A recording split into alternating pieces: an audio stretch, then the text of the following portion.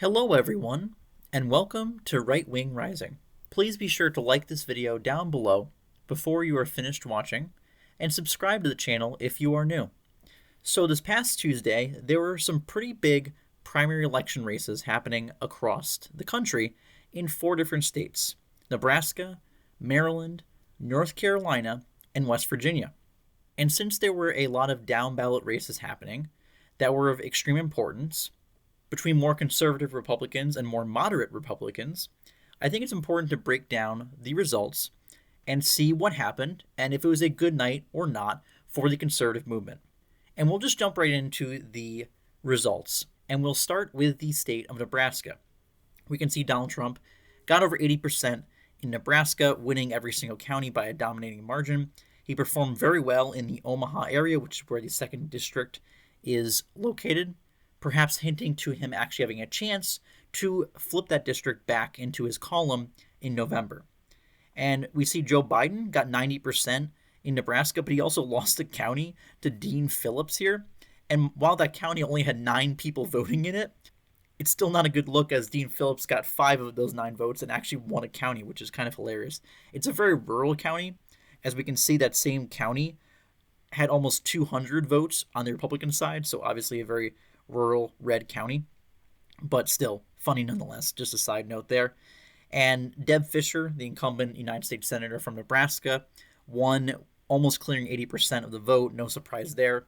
She was not targeted by the state party to be primaried out, and she should cruise to re-election in November in the state. But in the Republican primary for the special election for the other Senate seat, Pete Ricketts, the former governor and the now incumbent senator, who is running to finish out the rest of his term after having been appointed following a Republican retirement last year, he got 79% of the vote and easily dispatched his primary challengers, particularly John Weaver, who was endorsed by the Nebraska Republican Party, which was a bit disappointing since conservatives were hoping to get a more conservative option here in this seat, as Pete Ricketts is nothing special. He's a much more establishment Republican, but Republican voters voted to give him another shot in the Senate and finish out his term. He's going to have to be good enough right now.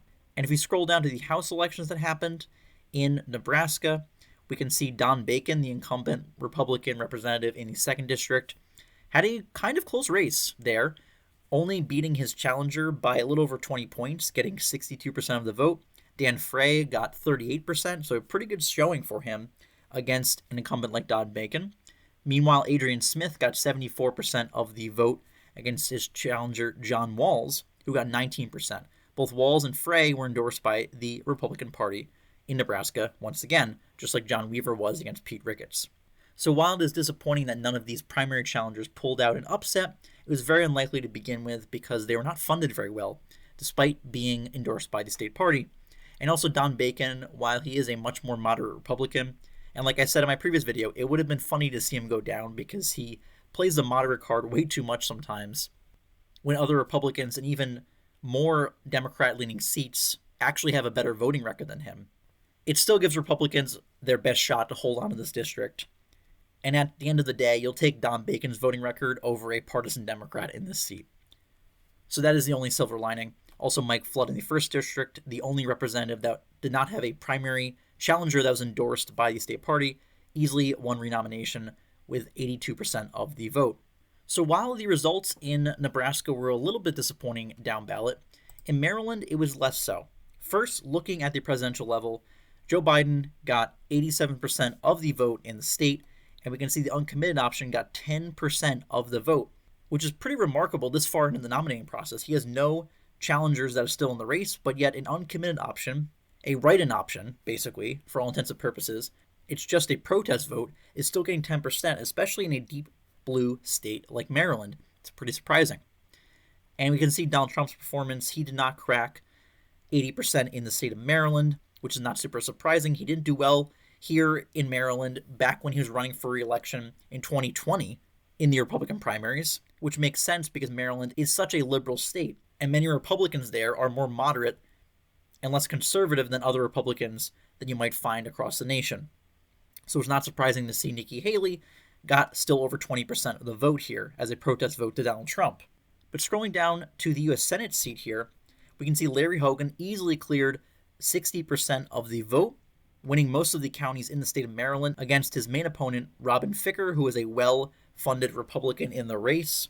And this gives Republicans their first chance in like 50 years to actually be competitive in Maryland. It's still a long shot to win this seat in such a reliably liberal state, but Larry Hogan, the popular former Republican governor who was much more moderate, and he only just left office in the beginning of last year, so it's not like he was governor 10 years ago. He has a strong name ID in the state. He gives Republicans their best chance to win in Maryland. And obviously, Hogan is not the best Republican candidate of all time, but in Maryland, he's the best you're going to get. And he'd be much, much better than the liberal option that you'll get in Maryland that is just expected on the Democrat side. And in the Democrats' primary, David Trone, who spent about $60 million of his own money on this race, actually lost to Angela Alsobrooks, the executive of Prince George's County in Maryland, and he lost to her by 50,000 votes and almost 10 points. He got shellacked. Some of the polls before election night showed Alsobrooks taking the lead in the polls after some blunders by the Trone campaign, despite him outspending her 10-1, but it was still expected to be razor thin if Alsobrooks pulled it out. But she did. She pulled it out, and this is actually good for Republicans because Trone is very, very wealthy, so Democrats will have to spend their own money on this race, and they won't have to rely on Trone to self-fund the race. And also there are hints at Alsobrooks being a weaker general election candidate against someone like Larry Hogan. She doesn't have the name ID that David Trone does, so this might actually be a good thing for Republicans in this seat. Only time will tell, though. And going down to the House results in the state of Maryland, we can see that Andy Harris easily fended off a primary challenger from the Republican establishment wing of the party, getting almost 80% of the vote. That was a very good thing. He's the only Republican incumbent in the U.S. Congress, and he also is a member of the House Freedom Caucus, so he's a good one at that. And Neil Parrott got 47% of the vote in the 6th district and won the Republican nomination for that seat for a third straight time. And while he did lose the previous 2 times, he made it extremely close last time compared to previous election cycles for a long time. And this was David Trone's seat, and he obviously retired to run for the Senate, so this is an open seat. There's no Democrat incumbent. So it's very good that Parrott won this race. He gives the Republicans their best shot to win in Maryland in the Democratic primary for the 3rd Congressional District, where Harry Dunn, a D.C. Capitol police officer who was at January 6th and tried to use that to his advantage to grift his way into Congress, lost the nomination, surprisingly, and only got 25% in that race. And it's really funny because Biden has nothing to run on in this election, in his re-election bid, because he's made a mess of the country, the economy, immigration, everything. There's social unrest. Foreign policy is a mess. The state of the world is a mess. We're almost going into World War III. So he's just talking about January 6th from over 3 years ago at this point and how Trump is a threat to democracy, yet no one seems to care, even on the Democrat side, that this guy was a supposed hero on January 6th. It's backfiring. The average voter does not care about it the way Democrats think they do. And even Democrat voters apparently don't care about it because only a quarter of even Democrat voters in deep blue Maryland, mind you, voted for this guy. If they actually still cared, you would think they would vote for him because they would see him as a hero. But apparently they do not. So that was one other interesting result from the state of Maryland. Now moving over to the state of North Carolina. There were 3 runoff elections in this state for primaries that happened all the way back in March. And we can see here for the lieutenant governor race, Hal Weatherman, who is the more conservative option in the race, won by an overwhelming margin, really unexpectedly, out of nowhere, getting 75% of the vote and only losing 1 single county to Jim O'Neill. Both were solid candidates, but I think Hal Weatherman will be more conservative and a better option. He was endorsed by Mark Robinson, who is the current lieutenant governor of the state, is the nominee for governor. He's phenomenal. He's very conservative on all fronts. So this was a good result for Republicans in North Carolina. And if we scroll down to the other 2 races here, one for the U.S. House, this is really nothing much here. Brad Knott was the Trump-endorsed candidate, and Kelly Daughtry dropped out of the race and endorsed Knott. He obviously won with 91% of the vote, as expected, since he was unofficially running unopposed.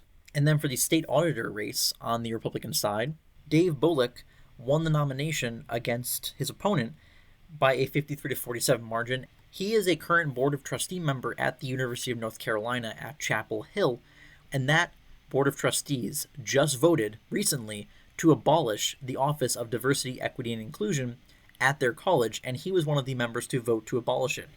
So Republicans in North Carolina got a very solid candidate to be their nominee for the state auditor election happening this November. So that was a very positive result. And then finally moving over to the state of West Virginia.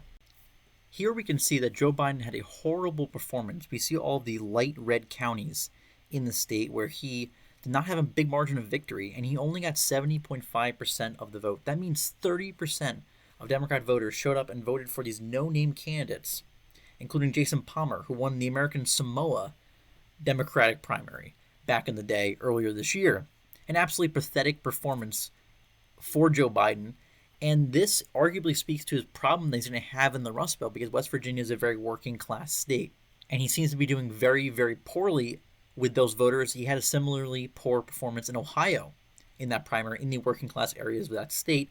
This could point to a larger problem. Meanwhile, Donald Trump got 88.4% of the vote, shellacking Nikki Haley here. She couldn't even clear 10%. Dark red counties all across the state, which is not surprising because Trump almost cracked 70% of the vote in this state, and I think he honestly has a shot to do that this time. This is a state that he performs historically well in compared to Republicans of the past, and has won by landslide margins back-to-back times. We can see that in the U.S. Senate seat, Jim Justice, the current Republican governor, resoundingly won the Republican nomination, getting almost 62% of the vote to Alex Mooney's 27%. And we can see Mooney only won a couple counties in his district in the northern part of the state, as he is the current incumbent for the 2nd district, which is in the northern part of West Virginia up here. And this wasn't super surprising because the polling heavily favored Justice. He has high name ID in the state among voters as the current governor, who is pretty popular there. And while I preferred Mooney in this race because he's more conservative than Justice, who is a little more squishy on some issues, but overall he is a decent recruit who basically gives the Republicans a 100% chance to flip the seat, with Joe Manchin, the Democrat currently holding this Senate seat, retiring, and the Democrats having zero viable candidates in this state that has turned ruby red in the past decade. And while you would want to have someone a little bit more solid than Justice on some issues, he's also in his early 70s, so you can imagine that he probably will only serve one term. And then hopefully you can get a conservative upgrade in that Senate seat. But he is still going to be a far cry from being the worst senator. Him and Trump get along very well, so I have a strong feeling that he will toe the party line if elected to the United States Senate under a potential second Trump administration if Joe Biden goes down this fall. And then moving down to the governorship, we can see that Patrick Morrisey won the nomination over Moore Capito by about 6 points and around 13,000 votes. And this was the biggest result of the night, in my opinion, because Patrick Morrisey is a great attorney general in the state of West Virginia. He's been in that role for a long time now, and he has always led the fight against liberal policies, whether it be under the Obama administration or the Biden administration currently. He has always fought back against federal overreach, whether it be on energy policies or social conservative issues.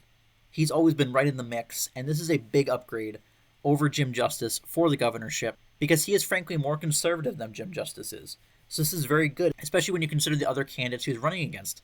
Chris Miller and Moore Capito are members of two political dynasties in the state.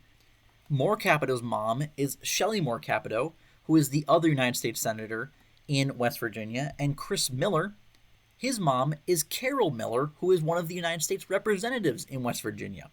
And they are both RINOs, and their sons are also RINOs. So while Morrisey is very solid and he will make a solid governor on his own, I think his biggest accomplishment so far is keeping these two clowns away from the governor's mansion. And that is a very, very good thing. Big result out of West Virginia here in this race. And then for the Attorney General race on the Republican side, John McCuskey was running against Mike Stewart, and he won with 60% of the vote, a 20-point win, winning pretty resoundingly across the state. We can see McCuskey won the strong majority of the counties in the state. While I prefer Mike Stewart in this race for Attorney General, I think John McCuskey, who is the current state auditor, should do a fine job in the role, and also should win election easily to the Attorney General seat this fall. And lastly, we move down to the last couple races of interest here. In the 1st district on the Republican side, you had Carol Miller, who we mentioned earlier, the incumbent, going against Derek Evans, the primary challenger. We can see here that she won and held on by a 63-37 margin, still fairly close as we look back at the vote total over here. And she won by a little under 30,000 votes, so still a pretty resounding victory, but for an incumbent, not that big, and definitely put a little scare into her. And hopefully it makes her voting record be a little bit better and pushes her to the right a little bit, which can a lot of times happen when a RINO gets a serious primary challenger from the right. It can sometimes scare them straight and make their voting record a little better and make them a little bit better representative for their constituents. So hopefully that happens here. And then in the 2nd district, Riley Moore won the Republican nomination to replace Alex Mooney in the seat. He won it by a pretty resounding margin, getting 45% of the vote, and more than doubling the vote total of the next closest candidate to him. And I support him more in this race. I think he's a pretty solid candidate, and I think he'll make a good replacement for Mooney in the U.S. House. And lastly, scrolling down to the race for Secretary of State, Chris Warner won the nomination. He was another candidate that I had supported. He won it pretty handily with 46% of the vote. He was a former Trump appointee, and I think he'll make a good Secretary of State in West Virginia. And another interesting result from the state was that the Senate President and acting Lieutenant Governor, Craig Blair, because for anyone that does not know, there's no Lieutenant Governor position explicitly in West Virginia. The Senate President acts as the Lieutenant Governor, to explain that a little bit. But he lost his primary to a challenger who was challenging him from the right. He was more conservative than Craig Blair, and he went down. And a lot of Republican incumbents in the state legislature actually lost renomination to primary challengers that were more conservative. And the West Virginia version of the House Freedom Caucus actually gained a lot of members on Tuesday, and that is a very, very good thing. So while I would have preferred if Jim Justice was not the one getting the Republican nomination for the Senate, I wish Alex Mooney did, all the other results were pretty solid, and overall it was a great night for conservatives. Now, a lot of people were talking about how Trump did not crack 90% in any of the states that held presidential primaries on Tuesday, and really has been performing in the high 70s, low 80s in a lot of the recent presidential primaries in the months since Haley has dropped out.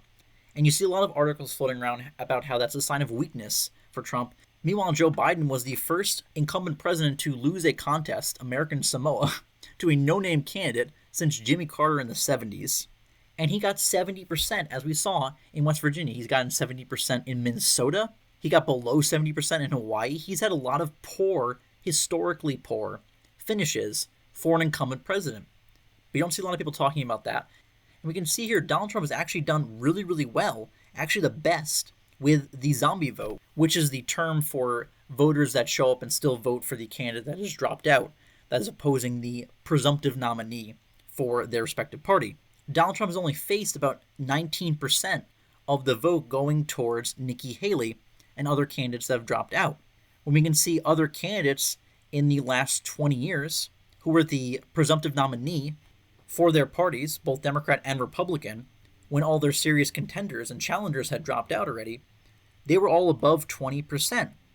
Joe Biden has about 23%, so about 4% higher than Donald Trump. If you want to levy the criticism against Donald Trump, it's actually a stronger criticism against Joe Biden, especially when Joe Biden is the incumbent president. Donald Trump is not. And people trying to make it sound like people voting for Haley is just a Trump thing. No, it's voters do that for some reason. I don't personally understand driving to a polling place just to vote for someone that has already dropped out and has no chance at getting the nomination. I don't understand the mentality, but people do it, and people have done it all throughout history in presidential nominating contests.